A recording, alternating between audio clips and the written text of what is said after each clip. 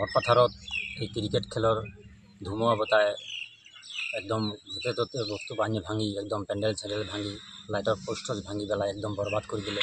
আৰু ক'তবা যদি হৈছে এনেকুৱা ধুমুহা বতাহ, আমিতো ইয়াৰ পৰা দেখা নাই, হ'বও পাৰে এনেকুৱা। আৰু মানুহ য'তে ত'তে পলাই হাৰিব নোৱাৰিলে, ৰাস্তা ঘাট অৱস্থা মানে মানুহ বিচিত্ৰ হৈ গ'ল। হঠাৎ ধুমুহা বতাহ আহিলে আৰু হঠাৎ মানুহ হেৰি হৈ গ'ল, আতংক লাগি গ'ল। আতংকত মানে ক'ত যাব কি কৰিব এনেকুৱা অৱস্থা, লাইটৰ পোষ্ট ভাঙি পেলাই একদম বৰবাদ হৈ গ'ল। আৰু ক'তবা যদি হৈছে গোলাঘাট ডিষ্ট্ৰিক্টত বাহিৰত, আমিতো নাজানো। বৰ্তমান বৰপথাৰৰ এনেকুৱা অৱস্থা দেখি পেলাই আমাৰো এনেকুৱা আতংক লাগি গ'ল।